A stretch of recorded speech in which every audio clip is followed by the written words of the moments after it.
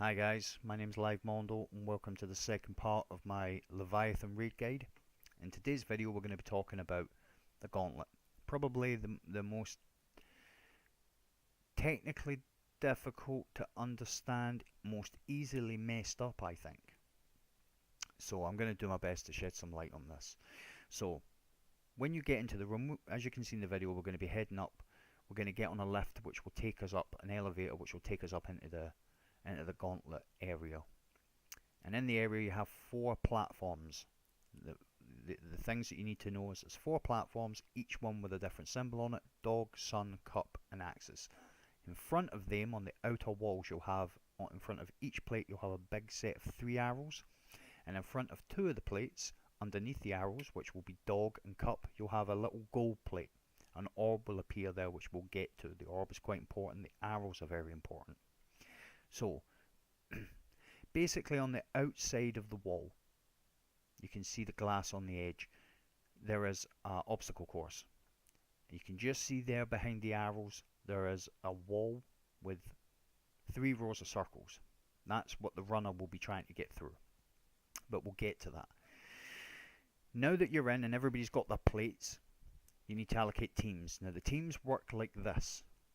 The guy that's on axis and the guy that's on dog, they are team 1 with the runner, right? The guy that's on sun and the guy that's on cup are team 2. Okay, this is the team strategy. There is the static plate strategy, but I'm going to do the team strategy for this. So axis and dog are team 1, sun and cup are team 2.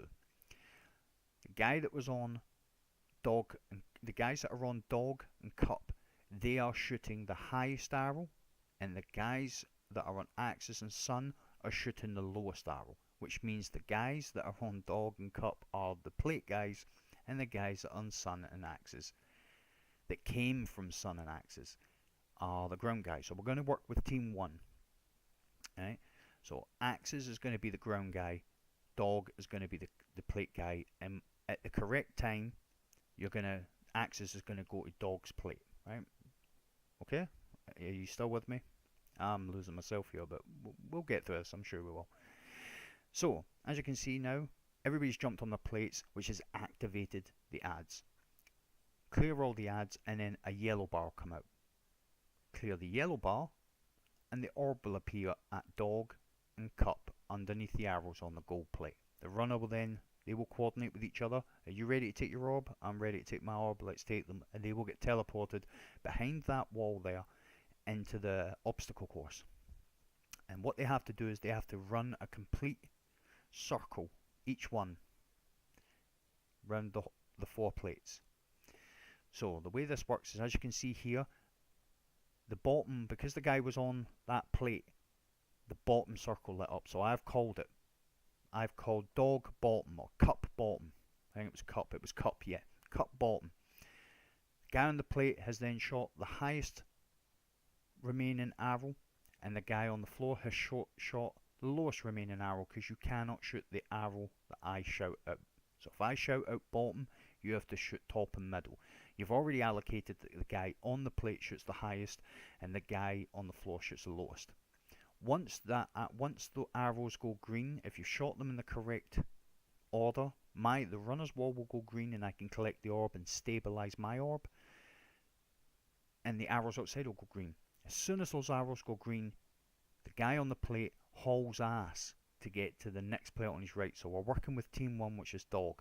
Dog will then haul ass to sun and get on the plate to activate the wall for the runner, so the runner can see the location of the arrow that's not to be shot. The guy on the ground runs up to the green arrows, because a scion and a bubble will appear there. He will punch him and then make his way to the right to join his teammate at sun. Cup will do the same.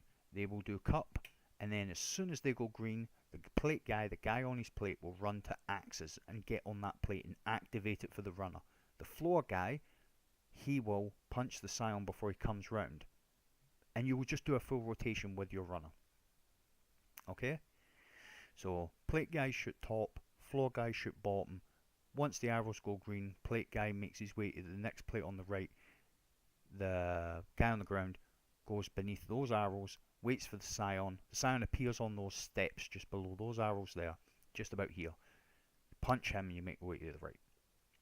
Simple, really.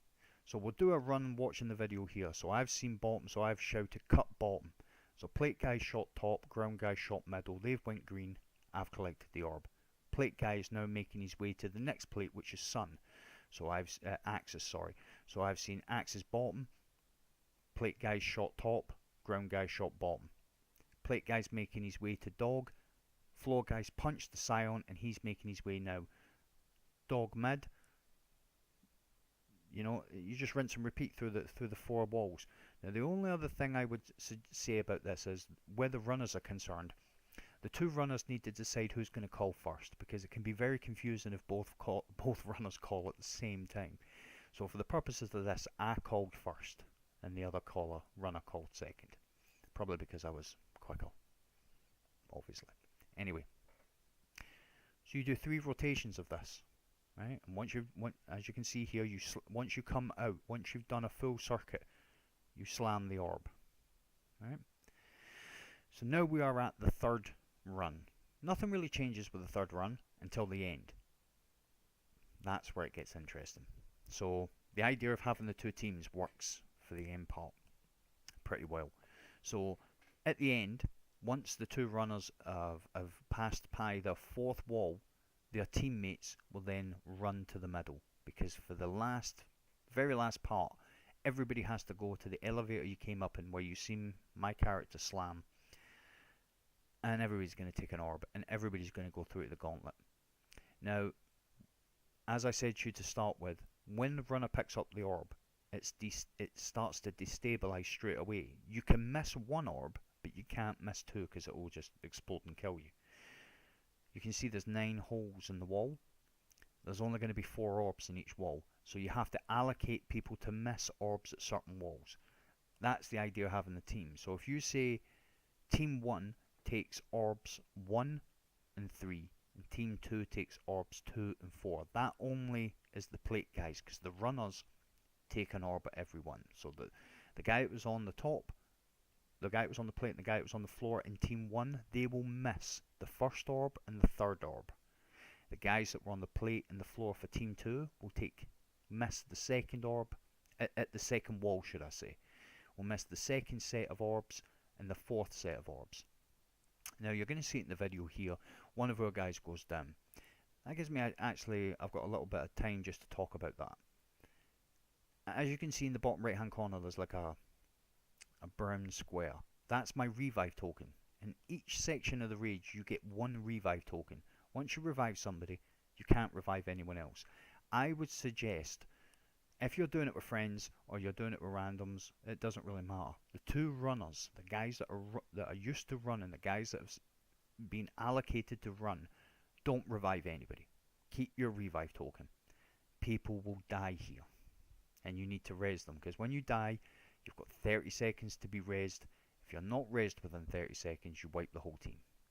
So the other thing you need to know about this is do your utmost.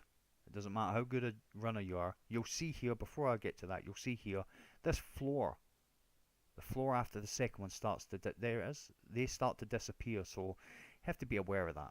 I think that's what might have caught the guy out, missing his jump, or there you go. So I have now got 30 seconds to res him, but because I know how quick I am around the gauntlet, I knew it was never going to be a problem. So keep your res tokens, you know, the runners keep their res tokens, and res the runner before you slam. Bit laggy there, let me out. But you can see the teleportate, when your orb is teleported near here, so you get that, get the slam. As long as nobody dies inside the gauntlet, you only need to slam 3 orbs. But if someone dies within the gauntlet, that opens up a whole new set of mechanics, which is hard to explain because it never happened here, but this is about getting you through a clean run. If someone dies inside any of the runs, you need to slam 4 orbs. But hopefully your team will have as much luck and fun as we did. It really is an annoying section until you get it down, and when you get it down, you'll wonder what the fuss was ever about. Now, I hope this video has been helpful to some of you guys. If there's any questions, I'm gonna leave some descriptions in the comments. So I have been Live Mondo, and I will see you in the next video, guys.